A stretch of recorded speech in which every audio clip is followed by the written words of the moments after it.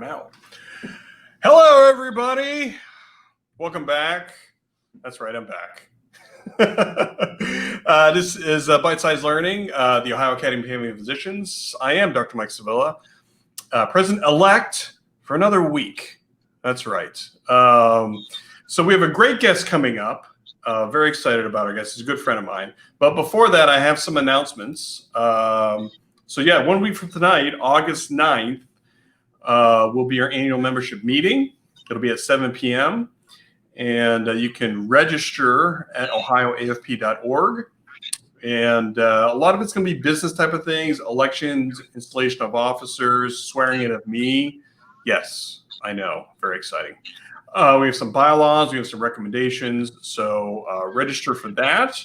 Online registration. Secondly, this Friday coming up on August 7th, the foundation, OAFP Foundation, will have their virtual family medicine party. Yay! That'll start at 7 p.m. as well.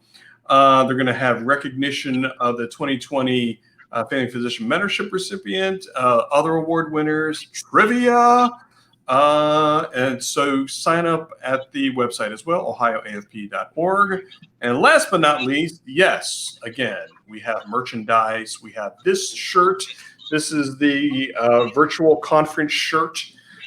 We have masks. You may have seen that on the website and on the Facebook page, Doctor's Orders +6. All the proceeds for the shirts, and they got mugs, they got masks, all goes to the OAFP Foundation. So, all right. So I think we have all of that out of the way. So I'd like to bring in our guest. So our guest is a good friend of mine, Dr. Danny Lewis. He's the president-elect of the Tennessee chapter. We're president-elects together, and we're going to share a little bit of his story. I won't introduce him very much after this, so because he's going to tell a story. So, hey, Danny, great to see you there, buddy. Hey, Mike. Good to see you. Thanks for having me. So we have a lot of topics to talk about here, and this time is just going to go fast. So I'm just going to just start out here, Danny, just to, if you can introduce yourself to the audience. I tell all my medical students all the time, remember where you came from. So tell us a little bit about yourself, and you can weave your way a little bit to just your current clinical position. Excellent. Thanks. So I grew up in Northeast Tennessee. I'm a lifelong resident of Tennessee, other than for my training, which I did in a few other areas. So I grew up in Northeast Tennessee. I went to undergraduate medical school at East Tennessee State University. I graduated undergrad in 2000 with a degree in biology, medical school at the Quinlan College of Medicine in 2004 with my MD degree. From there, we moved to Greenwood, South Carolina, spent 3 years in South Carolina for family medicine residency training there. Then did an additional year from 2007 to 2008 in the sports medicine fellowship at Wake Forest University.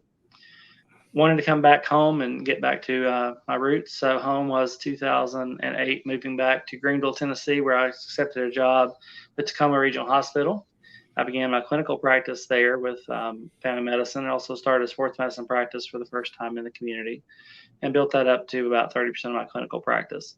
In 2012, 2017, excuse me, I was asked to take on the role of Chief Medical Officer for the facility. And now we have merged together into two community health systems into a system called Ballad Health. And I currently serve Ballad Health as the Chief Medical Officer for the Greenville facilities.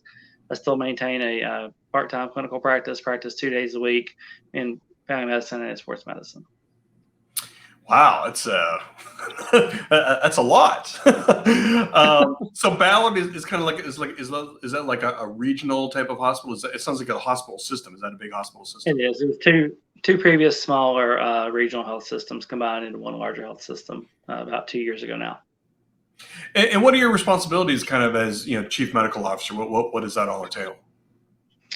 So primarily my responsibilities are kind of the quality and safety of the care provided in all our facilities. So we have one hospital, Greenville Community Hospital, which has 2 campuses now, East and West Campus. We also have a nursing home, Laughlin Healthcare Center, which I'm responsible for, primarily responsible for the quality and safety therein, with infection prevention and medical staff office and those things reporting to me. Additionally, of course, I also serve as a liaison between the medical staff and administration, and really try to bring the perspectives of both to each other and allow them to communicate better. So. Awesome. And as I said before we came on air, that they just finished that big AFP Resident Student Conference, national conference. It's usually a conference, virtual national conference. Yeah, that's right, a virtual national conference, and it's a meeting that you and I love, and that's where we met kind of back in the day. We won't say how long ago. That's right. And it's just where I go. I mean, I wish I could go more, but it's just where I just really just get recharged and get reminded of why I love family medicine. What are some memories, or what were some things that you remember about National Conference? Oh gosh, National Conference was great. It was, really, like you say, spent several years there between my student resident time. I remember obviously really finding the place where I felt like I belonged and felt like, in medicine is where I needed to be, and kind of felt my kin and my folks there. Whether that was from the residency exhibit halls, which I remember routinely, pretty much every year I was a student, going up the escalator and going right back down the escalator immediately because it was overwhelming. I can only imagine what it was like. But it was always just this huge thing.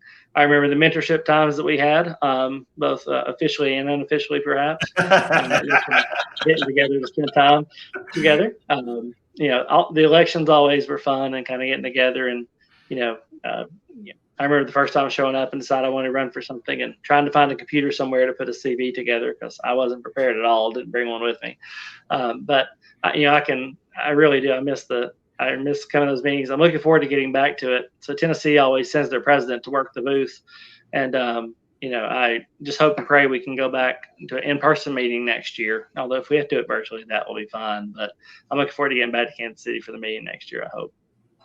Yeah, I mean, it's just it's such a recharging meeting, and it can really kind of reminds me of why I selected family medicine, or family medicine selected me. And I just been hanging out, at the virtual kind of spots over the past few days. It's really, I mean, even I could just even feel the energy through the computer screen, as far as these students and residents really wanting to learn more about family medicine, wanting to be in family medicine.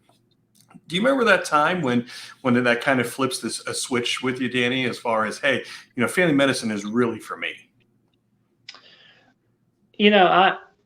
I came into school thinking I want to be a family doc. I had a great family doc as a mentor when I was growing up. That's who I always saw that provided my medical care for me and for my family. So I felt like I was kind of groomed for that, and came into school really expecting to do that. I think probably, just even in my third year, when I went out to the conference, probably my second year total attending, in between my third and fourth year, or just the third year it started, really is where I felt it was like, walked in, I felt like I was at home. The first year was, my second medical school year, summer. Just, again, I say it's overwhelming so much, but really going back at third year, seeing folks again, knowing those relationships were there, really, I think, cemented my status. And again, just starting to then visit programs and figure out where I wanted to be for the rest of my training and things. I am a little jealous I didn't get to drop virtual business cards like everybody's been doing over the last week. I've seen tons of people talking about their virtual business cards, but we actually had to write down our name and address on paper. That's right. Back in the day, we had to use like pen and paper, and then we already couldn't write. I mean, that's why we went to medical school. We couldn't write where it could be read. So then trying to take the time and print it. That's right. I remember the first meeting, whenever it was, when they like scanned our badges, just like, and then you would go to all the booths, and then they would scan your badge or something like that. Yeah. And QR codes came out. Yeah. We were big time then. That's right. Why don't we just kind of dive into things here, I really appreciate you, sharing your coronavirus, your COVID-19 story. You've been doing it for a number of months. You've been doing it on various media platforms, and I think that's really something that people really need to hear. And I think at this stage, on August 2nd, I think, I'm sensing and I'm seeing just a lot of like COVID-19 fatigue, and people really kind of forgetting why we're doing this in the first place.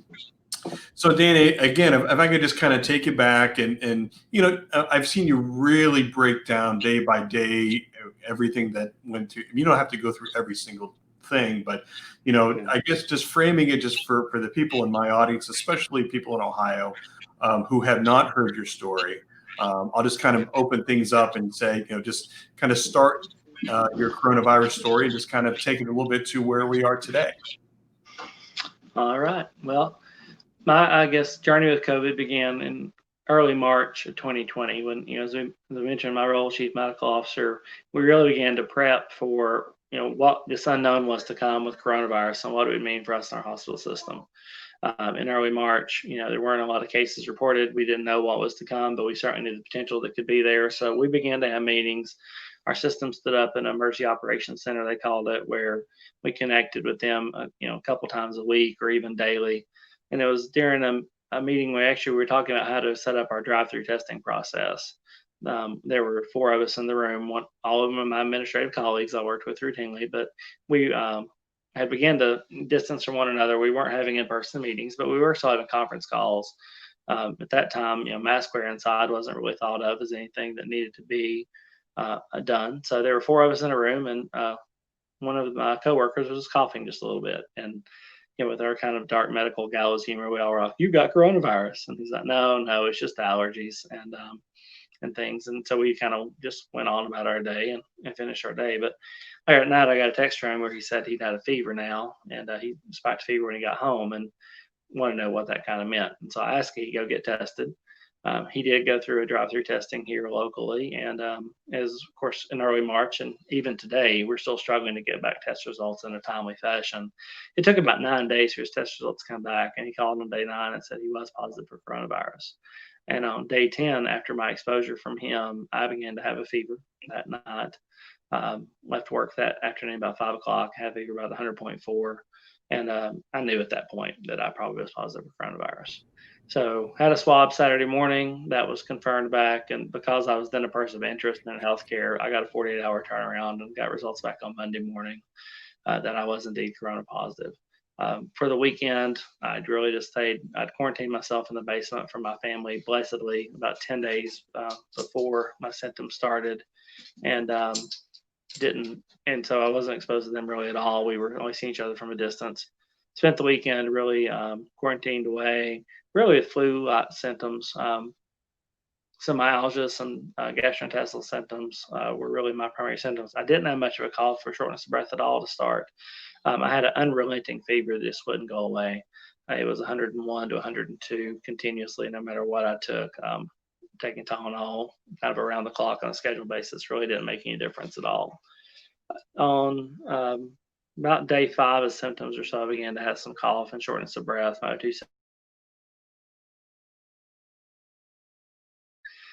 friend in the respiratory services company bring me an oxygen tank to have at home in case I needed it. But then I quickly decided that I needed to go to the hospital to get things checked. And so on the evening, on April 1st, I went to the hospital and was admitted in my local facility there at the hospital.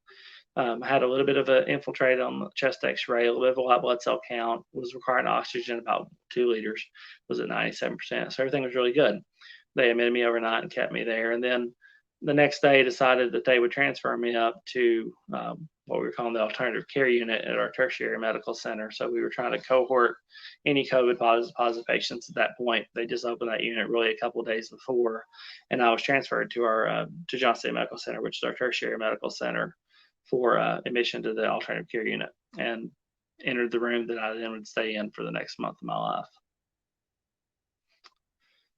From that point, really just spent 2 or 3 days there in the hospital, managing symptoms, maintaining on oxygen, until what was about day 10 of my illness on April 6th, when things began to get worse. So on April 6th, was my O2 sat started dropped about 93% or so on 3 liters of oxygen. We continued to titrate up. We titrated up to 6 liters of oxygen total, but my O2 sats never really maintained over about 93%. I did try proning for a short period of time, laying on my belly, but that was really uncomfortable and didn't work out real well, and didn't change anything with my O2 sats. So we decided on April 6th that given the evidence at that time, we thought anyone requiring 6 liters of oxygen probably was going to end up on a ventilator. So I, talked to my physicians and the intensive care staff, and we decided to put me on the ventilator at that point. So I was mechanically ventilated from April 6th through April 16th. Spent about 10 days on the vent. Spent the next week after that in a period of ICU delirium where I really was kind of out of sorts, disoriented from where I was, primarily from the use of the propofol that had kind of built up in my system. I got clear from that about 7 days later, so around the 23rd of April. Spent the next 10 days kind of going through, dealing with a few side effects of some cardiac arrhythmias and pulmonary embolisms that developed from my time on the ventilator. Had to go through that and deal with that. And then spent time trying to get a negative test so we can move on to rehab. Went to rehab on May the 2nd, where I stayed for another week, and that's how I had to come home on May the 9th. I mean, thanks again for sharing that. I mean, I know you've been telling that story for a long time, and and I can see you, get emotional every time, because I can't even imagine kind of what was happening in your mind and in your head. I guess going back all the way back to the beginning, at what point did you, feel the need to isolate yourself from your family, and what was that kind of decision-making process in your head? So that was a discussion my wife and I began to have in early March. And, I am a man of faith, so I fully say and give credit to God for directing that one. We began to have discussions in, I say early March, that given the risk of exposure I would have at the hospital between my clinical work and also between my administrative work there in the hospital, and all the preparations we're having to do for the unit being on the floor and things, that I more than likely would potentially be exposed at some point. Around the first week of March, we started having those conversations. Around March, I'd say somewhere around March 10th or so, I moved over into the guest bedroom across the hall from my wife. So I started sleeping over here, but I still would come into the main part of the house. And actually, my exposure came on March I moved to the basement, which was our kind of a detached basement with pretty much full facilities, on March 16th. And my exposure came on March 17th. Okay. You're a physician, you're a family physician, you're a pretty smart guy. I mean, after you get admitted, I mean, did you feel like you were getting worse? I mean, did you know that you were just not getting any better? I mean, did you have a sense of that at all, or not? It was obviously, it was a unique perspective being there and knowing what could happen and what could be there. But for the first, after I got in the hospital and got the oxygen on and started having a little bit of support there, I felt really pretty good. Didn't have a whole lot of cough or anything else. And was making actually pretty good progress. And we actually had talked about, even as early as kind of April the 4th and 5th, we talked about potentially being discharged to home. The doctors starting to talk about numbers were looking okay. Everything looked like it was pretty stable. They thought potentially I could go home. I had this nagging concern in my mind because I'd kept hearing about, kind of the cytokine storm and the activation of the immune system. It seemed to occur on day 10 to 12. For most people. So I was really concerned, the kind of evening going into day 10, and made a social media post saying that, tomorrow's day 10 and that's the day I'm really concerned. Everything's pretty stable and pretty good. And actually day 10 came and went pretty uneventfully. I did well. Oxygen was down to, I'll say about 2 liters or so. And they were talking about sending me home on that. But then on actually day 11 was the day when everything began to crash and go down. So up until I couldn't get my O2 set up, with increasing oxygen and beginning to have shortness of breath, I actually felt like I was doing really pretty well until about April the 6th. There's a comment here on Facebook here to describe a little bit about what it was like not to have access to your family physically, that you were physically unable to have them there with you. Maybe talk a little bit about your communication with them during your hospitalization. Certainly. And, that was probably one of the more difficult, probably the hardest part of other than just having to deal with the illness itself. As far as the corollaries, that was the most difficult part for me. Our hospital system, like many others, had enacted a kind of a no visitation policy at that point, except in, certain extenuating circumstances. So no one was allowed to have visitors. But certainly when we transferred to the alternative care unit, it was clear that there would be no no visitation there whatsoever. It was hard, and so I did spend time talking with them via text and Facebook, or Skype and video calls with them, and so we could talk with them and talk to kids and my wife a couple times a day. But it's obviously not the same as being there. Um, I was blessed to be kind of have my faculties at that point and know what I was kind of dealing with, and so I could be talked through. I can only imagine what it's like to be a maybe elderly patient, or a patient that, or not have that level of understanding and not have someone there to help you understand. That can only just be so daunting. But I felt like I could go through that. um, it was scary knowing that we progressed into the ventilator without really anybody being there, and having to call your wife and tell her that directly via the phone, as opposed to getting to tell her face to face, or having somebody there with you was hard. The staff treated me incredibly well, and I really, I became the unit pet because I was there longer than everybody else for the most part. So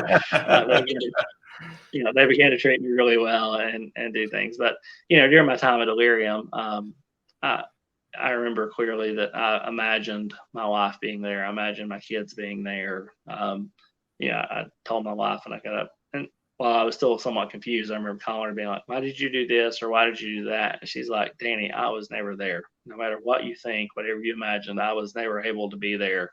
Yeah, I imagined her being at my bedside most of the time.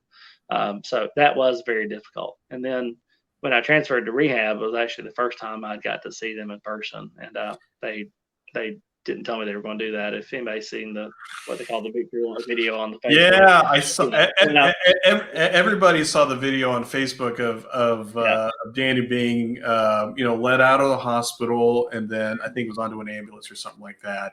And then that was the first time you physically saw your family. Obviously, you couldn't hug them at all or anything like that. But describe that feeling you were having actually seeing your family for the first time. Oh my gosh!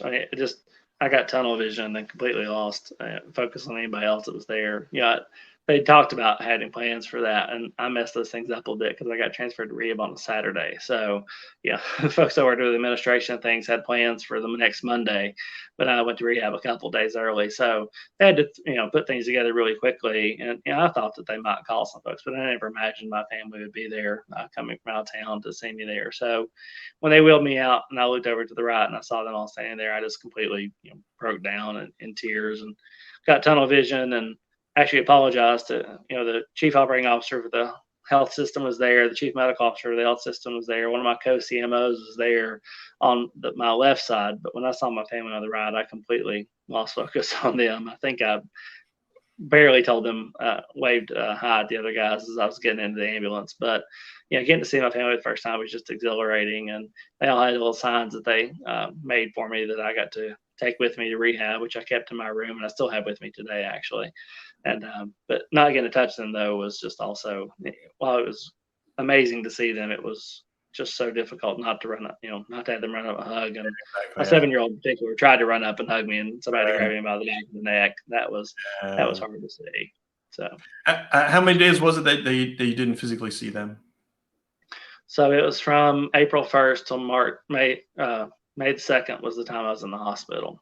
Wow. And before that, I had just seen them I'd seen them from the stairwell or whatever. We got real good at air hugs, we'd call it. So they'd come to the stairs, and I'd hug them before I lay down at night. But that was the first time I had seen them in over a month. Mm-hmm, mm-hmm.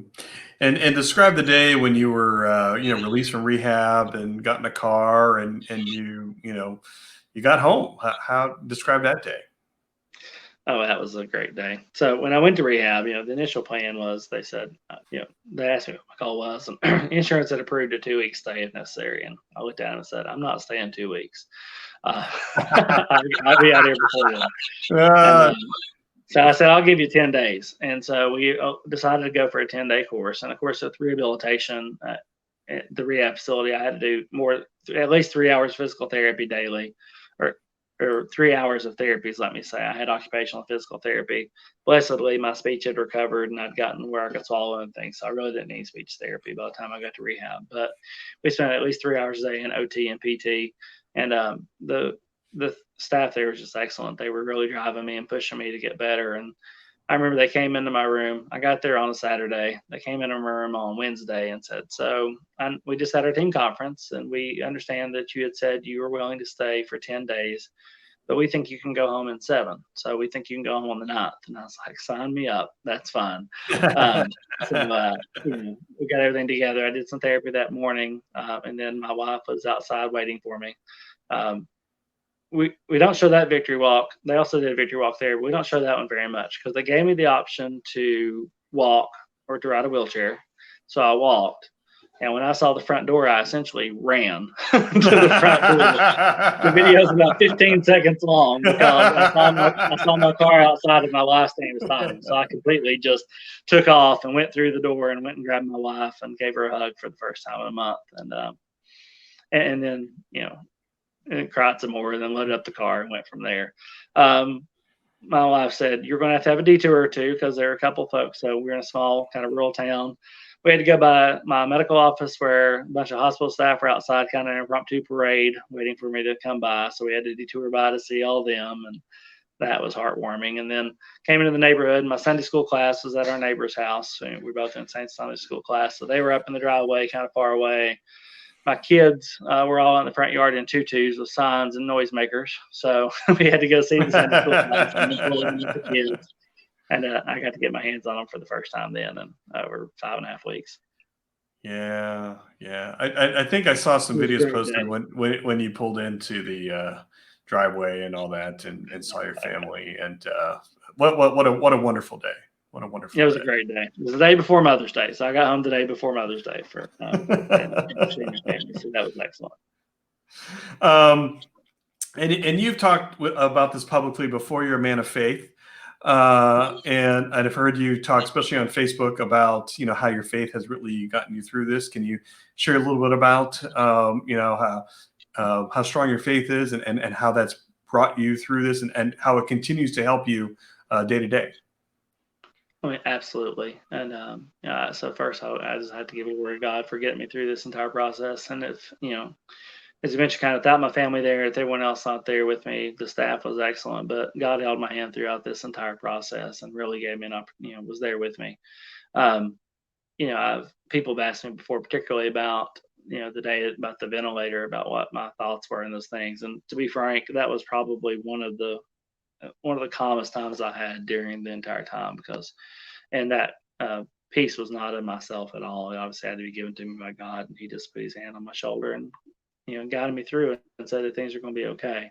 And then throughout the hospital stay in the delirium, just having opportunities to worship and read and to do things and to talk with my fellow Sunday school classmates or my pastors and things and go through that.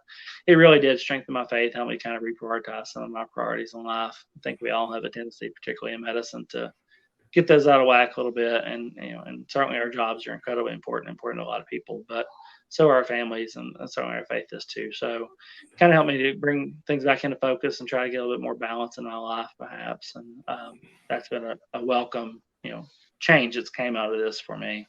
It's kind of trying to bring those things more into balance and being more appropriate in that regard. So, and again, still with me now, so it's great.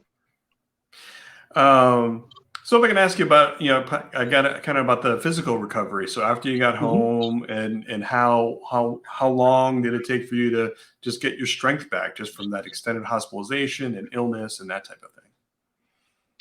Yeah, and so that was it was part of it. It's funny that when I was in rehab, they talked to me a lot, and I would do my 3 hours of rehab and do pretty good, but then I would sit in a chair the rest of the time. And all the therapists told me, they said, so don't be surprised when you get back home for things to go, you feel like they're going south a little bit, because you're going to be kind of trying to get back to your routine and get back into life. And so one thing I love to do is I love to cook and grill and do some of those things. So since it was Mother's Day, I decided I would make Mother's Day dinner for my wife on the 10th. And so I went back into the kitchen and, had everything kind of set up, but about halfway What'd you make her?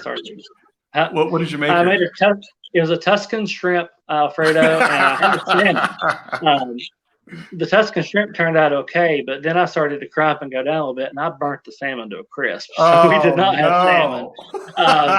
But just what I previously could do routinely, without much trouble, I really struggled to kind of keep everything together. So that was interesting. A couple days, I spent a lot of time in the chair in the living room in the recliner for the first couple days. About day 2 is when I pulled out the computer again and started trying to get back into doing some work email and things such as that after about 2 days. That's But yeah.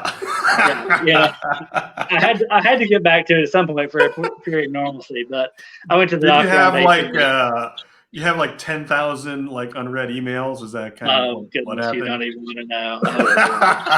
It was horrible. I think I just actually read all of them probably about 2 weeks ago. So they were still some of the run out. But so I got back into that. I started going back to work about 20 hours a week, and this is what my first kind of guidance was. And the first day I went back, I could only spend about 4 hours there before I began really to kind of just tire out and get fatigued and things. But that has quickly increased, came back. I got back to seeing patients about June 1st, so I took off the rest of the month of May from seeing patients. Returned back to my clinical flow at about I'm still just doing about 75% of the clinics I'd done before. So I'm doing 3 half days, whereas before I was doing 4 half days. And I initially was trying to do about 60% of my regular schedule, but now I'm back up to 12 to 14 patients a half day now. So that's good, kind of where I was before, and because I like to be busy. So and now I'm back at about 32 hours a week. I'm back at about 80%. I feel like I can handle that pretty well. We're still trying to manage it and take our time and try not to rush back into things too much. So I'm still limited slightly, but I'm back to about 80% capacity now. Yeah, I mean, I asked you about physical recovery and things. There's a question in the chat room if you want to go there, about mental or anxiety or just trying to just get back to yourself, mentally, kind of pre-COVID, whether personally, professionally, that type of thing. Absolutely, yeah. So to my anxiety and stress. So physically, as I said, I had the blood clots, I had the pulmonary embolisms that were there, so I remain on anticoagulants for that. Exercise capacity is pretty good. Not quite like what it was before I went in the hospital, but from a emotional standpoint, there is some anxiety and stress. My primary care physician, asked me that a couple times, and even to the point where I was like, "What are you getting at?" He's like, a lot of people have some PTSD type symptoms from this, and I was like, "I don't feel like I have PTSD." It is interesting though, as I returned back to work, and particularly as the COVID cases began to rise in our community.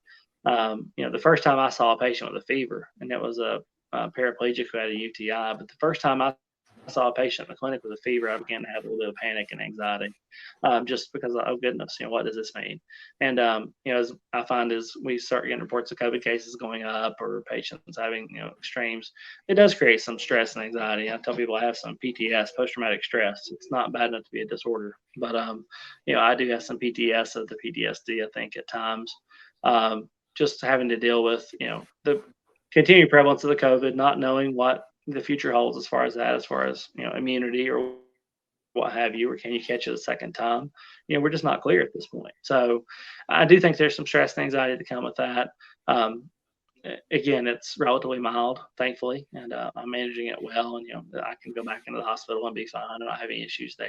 I've been back to the floor where I was at for a while, and did fine there. But there is some anxiety, particularly I guess in this time of pandemic and social isolation and things that it's just different than it was before. So there is some of that there. Yes, I don't want to make this about us, but I was just kind of curious. Did you have any idea of how many people were pulling for you, especially, in our family medicine community and probably in your own community and your family? And did you have any of a sense of that while it was happening, or were you just kind of updated after kind of you came home or after everything happened? No, I was so humbled and just amazingly just overwhelmed by the expressions that came from everybody.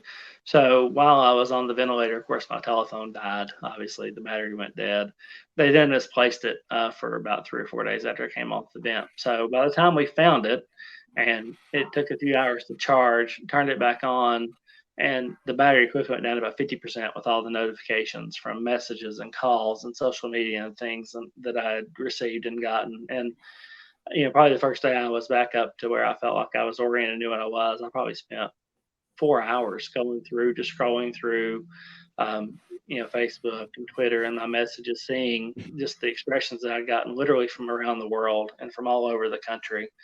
And, then began to get a little bit of a scope of maybe how my story began to affect people when I had, my family medicine friends from Pennsylvania saying they were using my story as an example, from Kansas saying they were using my story as an example, from Ohio, from Alaska. I mean, really all over the country, people were using my example to try to help others and try to get them to understand about the seriousness of this virus. And again, I began to see it took a week or more to go through all those notices and things. And I'm sure there are multiple ones that were deleted and just weren't able to be left between voicemail and text and things, because my phone was just, it literally was blowing up in my hand when I turned it back on. And it was just so, I began to get an idea of the scale at that point. It was just so humbling to see. And I was so thankful and continue to be so thankful for that support.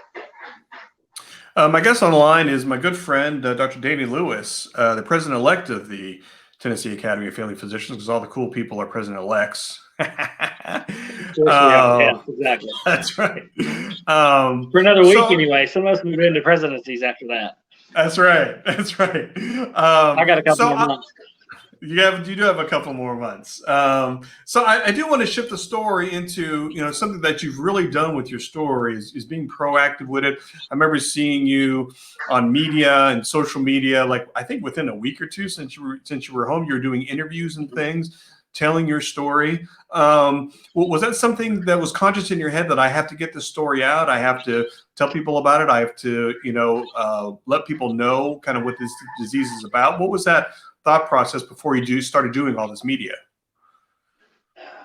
Really, it became kind of local, and it just started organically. A couple comments were made while I was in the hospital that got out on the local news media. I hear about, local physician being hospitalized with COVID, because I was the first kind of doctor that had been sick in the area and was hospitalized with it. So it became kind of there. Really, it began with some kind of follow-up calls from them saying, "Hey, how are you doing? How are things going? Do you want, would you come on and talk to us about just how things are going, and tell us your story about that?" And really, it just became a personal type of, just recovering, and here's how he's doing. The AAFP asked me to be on one of their town hall meetings that I did with Julie and Gary, and I talked about kind of the whole experience at that point. And that was really a time where it came out.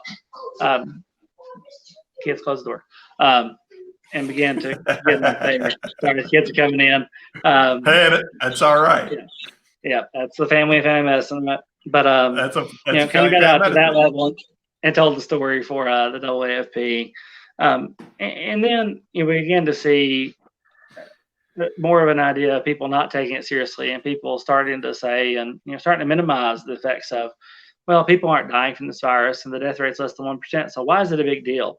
And really kind of became burdened at that point to share my story more fully, and to try to talk about, to kind of share that, praise God, I didn't pass away. I didn't die from this, but yet it took, 2 months of my life away from me, where I wasn't able to see my family, where I was sick. It continues to have some detriments to it. So really just one night sat down with Facebook and did kind of a Facebook video there, and had no idea what would happen from there.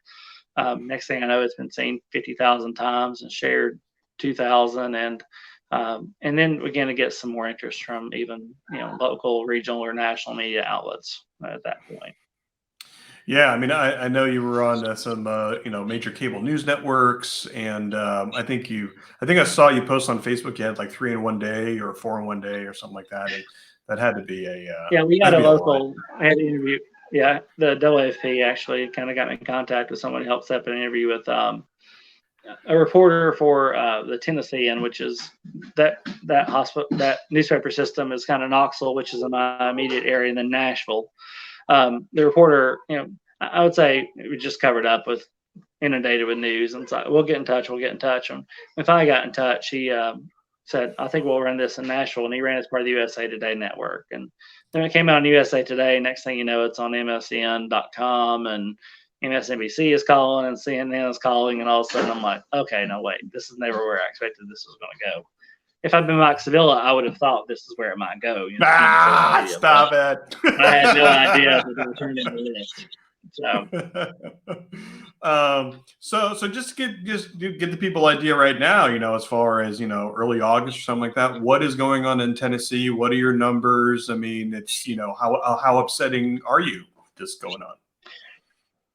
So, it's interesting. As I said, we kind of prepped early in March, began to to develop kind of the guidelines and things to set up our alternative care units and all that.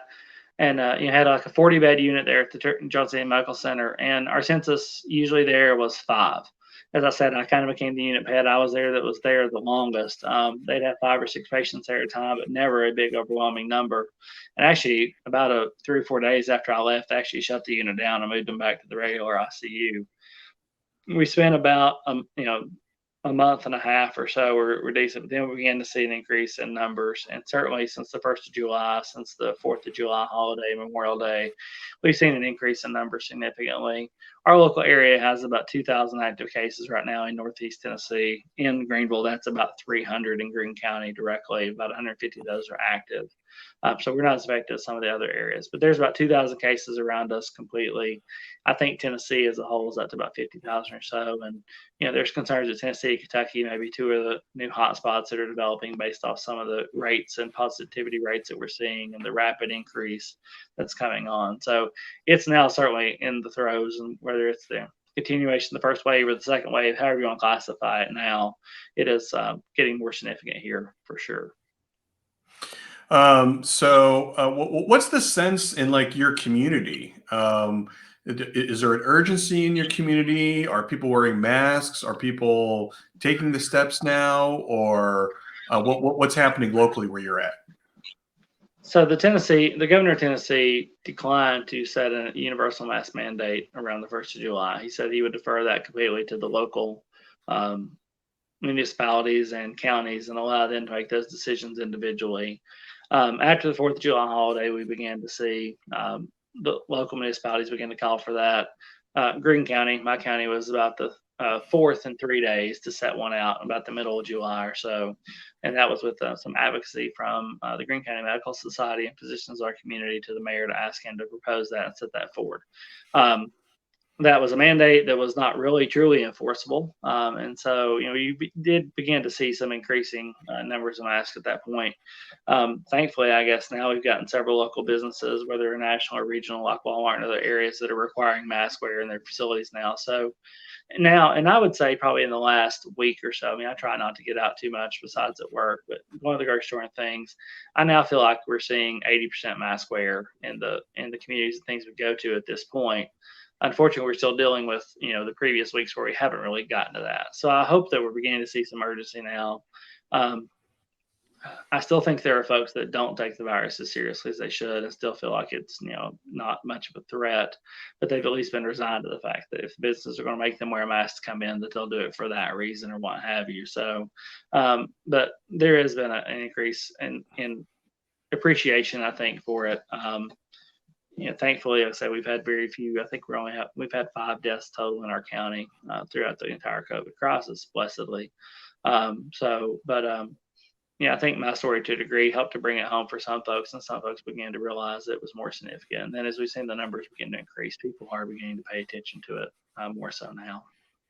So what is your message to, these people in community about, having to, limit, the spread of COVID-19 and, I would presume you're still getting questions from press and things. What is your message to them at this point on August 2nd?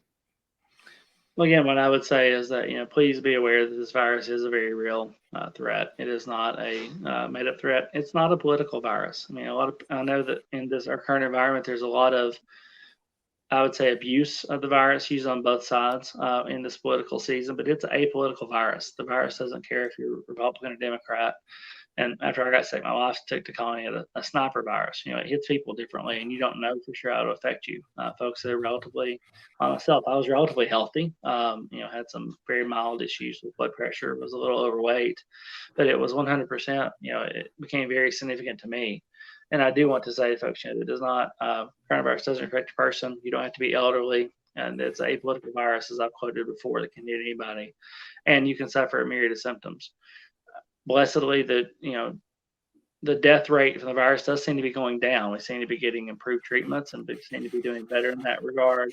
But I would also say to folks that there are other fates besides just death that come with this. And again, I'm so grateful and thankful to still be here today and not have expired from the virus. but it did take away 3 months of my life almost, where things were completely different. And it took away 6 to 8 weeks of my family where I couldn't see them or be with them. I missed my wife's birthday, my son's birthday, not being able to be there at all to be there with them. So, it does have its effects, and there are effects that are, certainly the most severe, which might be death, but there are many other side effects and illnesses and complications that can occur. And, I'm blessed just to be dealing with a couple of minor ones now with the blood clots and things that will have gone away and be going away. But we've seen young individuals have strokes or heart attacks or other issues related to it. So there are a myriad of things that can occur relative to the virus, and it's not anything that you want to go through if you can avoid it at all. There's obviously now one of the hot topics now is schools, and my wife is an administrator in a local school district, and again, all decisions are going to be made locally. Obviously, there's nothing that can be really made state or federal wise. But what's the kind of the sense of the talk of schools in your community as far as are people or parents anxious to send their kids back or not, or what's the sense where you're at? Yeah, and that's been a hot button topic here recently. As a matter of fact, our local county just had a school board meeting on Saturday, and spent a couple hours debating that issue and talking through. And and I feel very sorry, and I'm very appreciative of all the folks that put themselves in that position with the school system, from the administration to the school board members. And I don't envy them the decisions they have to make at all. But it really is mixed in my community. I mean, I really feel like it's almost 50-50. Those that really want to say that, they have to have the kids back in school, they need to return back there, their kids learn better there, or that, because of their work schedule, they can't do anything virtually, versus those that are really more favorable of a virtual type setting at this point, and trying to do a virtual school for a period of time. Our local school system just elected, it's split in the county and city. The city is elected to go virtual only for the next period of about 3 months or so as their goal plan.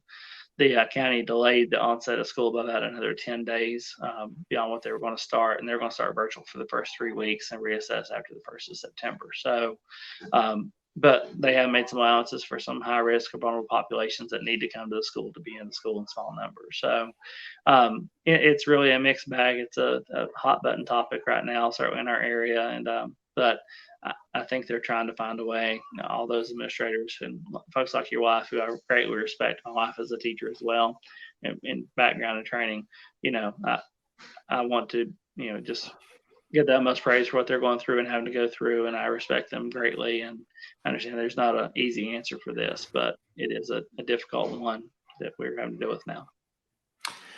So as we're getting into the kind of the fall season, obviously, we get concerned about influenza, another virus, flu season, flu shots, that type of thing. What kind of things are maybe what your office or what your hospital system are doing just to kind of look ahead a little bit into the fall as far as continuing to be prepared? I would presume most hospitals, like your hospital system, are in a continuous preparedness system, but is there anything that they're looking at in the next few months? Well, I think, as you say, kind of they're continuing to be prepared and obviously trying to deal with it, not knowing what the flu season may bring.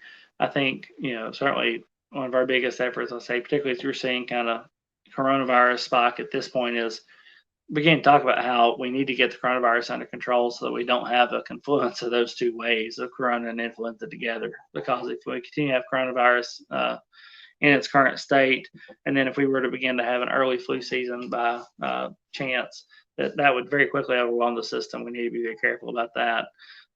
We've moved towards a universal masking policy in all our clinics and things, like I'm sure probably you have and most others have as well. All individuals have to wear a mask. We're making all face shields available for all our providers and outpatient. We're making them mandatory in the inpatient setting. So really trying to do what we can. We've had a mandatory flu vaccine policy for several years, so that will maintain. Of course, now we're going about trying to order the flu vaccine to make sure we have plenty of it available. And I don't know about your system, but I think the system's doing well, but there are some concerns that we may run out of flu vaccine early this year because people will get rushed to get it so early. So definitely it's adding the extra layers, and I say having to deal with corona now and then know that that's right around the corner is, along with the murder hornets or whatever may come, is certainly a concern in this crazy 2020 that we're experiencing. Yeah. As we start to wind things down on our chat tonight, is there anything else from a coronavirus standpoint that I didn't ask, or that you wanted to share with the audience before I start to move to kind of our closing topics? Sure. Well, no, I appreciate the opportunity to talk about it and go through. And I think you've done a great job kind of walking through, that's kind of the threats of coronavirus. I think we do want to make sure we obviously mention potential prevention of that. And, while there's no magic bullet, we certainly have found more and more evidence now that masks seem to be effective, not only in preventing spread of asymptomatic coronavirus from yourself to others, but even more and more studies showing that, a simple mask, even for yourself, cloth or bandana, can provide protection against, from you as you begin to inhale the droplets. And so we think the respiratory droplet spread is the most. So I would just say, above all else, I would advocate everybody to wear a mask and continue social distancing. It's a difficult time. I know we're all getting tired. We're all fatigued and tired of the virus and of the situation, but continue to make sacrifices now so that we can get this virus under control and get back to whatever normal may be for us in the fall. I know there's a lot of worry about sports and football and things. People want to get back to that, but we have to change behaviors now. We really need to change 3 weeks ago. We definitely have to change behaviors now if we want to see those things get back to normal, whatever normal may be in the fall. So I just encourage you to wear a mask and follow doctor's orders. Mask plus 6 feet. There you go. There you go. OAFP merchandise. Get your mask. My guest has been Dr. Danny Lewis, my good friend, the president-elect of the Tennessee Academy of Family Physicians. And just our remaining moments here, just want to get back to family a little bit. You talked a little bit about Mother's Day and making something for your wife there. You remember what was the first things that you did getting back with your kids and connecting with them again? Yeah, so that was and of course we've kind of been limited vacations, things like that. We've got a couple of mountain cabin stays booked for the fall, and a couple of for my son's birthday. One of my other son's birthdays is coming up at the end of August, so we're going to go into a mountain cabin for a few days September. We joined a local boating club where we've been able to go out on the lake and borrow and use some boats there for a boating club that we're part of. So we've spent several afternoons and weekend days out on the lake, tubing and learn how to wakeboard, do some of those things. So that's been a blast to get back out there and be able to get back with them. But even being in the front yard, getting to throw football, or I've got kids big into lacrosse, throwing lacrosse with them, or watching the current lacrosse series on TV. It's just been a lot of fun, just reconnecting with them. And you don't realize how important it is until you can't do it for a period of time. That's true. That's true. So what's your opinion on like college football? You think we're gonna have college football? I think we'll have it. I think it'll be it'll be very limited. I think it'll be probably television only for the most part. I can't imagine them letting large percentages of crowds together, or these large universities trying to figure out how they're going to seat just 20% of their normal 100% they're seated there at Ohio State or anybody. I think it's going to be primarily, television, cable based. And I hope we'll get to go through it. I think we're seeing now baseball, the cancellation of games, secondary to things. And I'm not sure we'll be able to finish full seasons, but I'd like to see it back out there. But I wanted to take the health of the athletes and the spectators into full consideration first. And what was it like going back to work? Is seeing patients like riding a bike? Is it like pretty? Was it easy just to kind of slide back into seeing patients again, or what was that like? It was it really was a little bit like riding a bike. There were some periods of time where I was concerned, particularly when I was in delirium. There was a medicine my wife was taking. I couldn't remember the name of it, and I was kind of having a panic attack saying, gosh, if I can't remember her medicine, I'm not going to be able to remember all the other medicines I had to know and do. I'm now about 2 months back into it, and I can still recall the medicines and remember what they were and still treat things. Still, about the first 20% of every visit is about me. It's all my patients want to know how I'm doing and how things are going and how I'm recovering. And so, I'm trying to, after repeating the story ad nauseum now 200, 300 times, I'm kind of saying, okay, this is about you. It's not about me. So let's talk about how you're doing. But, my patients are just such a blessing in my life. And, I'm so blessed to have the relationship that I've been able to develop with them over my career. And they were truly concerned about me. And so getting to connect with each of them letting them see that I'm okay and I'm back, it's been really beneficial, I think, for them and for me too. So I'm so blessed. So I'm going to let you end with some closing thoughts. I'll start with some closing thoughts of my own. I mean, I just want to thank you again just for sharing your story. And I just want to remind everybody, that, I've had a lot of my patients who I think are going through a little bit of I wouldn't say burnout, but I mean, this coronavirus story has been going on for a number of months, and it's easy just to kind of be a little bit lax and forget about it, or think that it's just, just going to go away on its own. It's not. And it's going to be stories like Dr. Lewis, who's really going to remind us kind of what the severity of something like a coronavirus infection can be. So again, like we're all saying, like Dr. Lewis is saying, wear a mask, social distance, hand washing, all that type of stuff. And I just wanted to thank Danny just for, just being, sharing your story, being a family medicine leader. You're one of many family medicine leaders across this country who are on the front lines in their local communities, trying to help their communities through not only coronavirus, but other type of illnesses too. And, that's why, another reason why family medicine is just awesome. So as we close up tonight, Danny, we talked about a lot of stuff. Anything else that you want to say before we just kind of close it up for tonight? Well, Mike, I said, I'm definitely thankful for the opportunity to get together and to spend some time with you in particular and catch up a little. It's been way too long. I can't wait till I get to see you in person again, hopefully here soon. But again, I'm just thankful for the opportunity to tell my story and to share. And I agree with you 100%. I think we're all tired of the sensationalism and the news media and the spread of that. But yet, this virus is not going away until we begin to see measures taken to prevent it spread and get the infectivity of it down. And again, I'm thankful for folks like yourself that are getting the story out there in multiple ways and spreading the word about that and letting people know that how important it is to masks and social distance so we can begin to get back to normal. And I'm blessed to be a family physician and to have a voice in my community where I think folks have listened to some degree, and I appreciate that and the faith that those folks put into me. And again, I'm just thankful for the chance to be here and talk with you and get to share my story again. So thanks so much for having me. Awesome.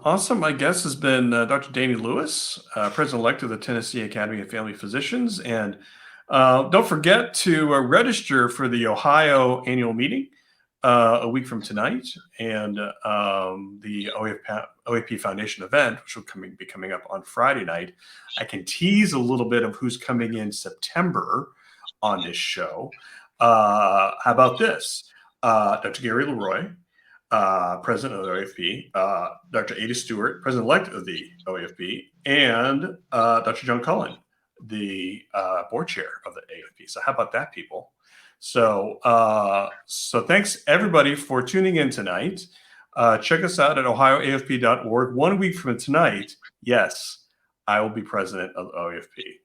Be very afraid. So till next time, kids, good night. We'll see you later.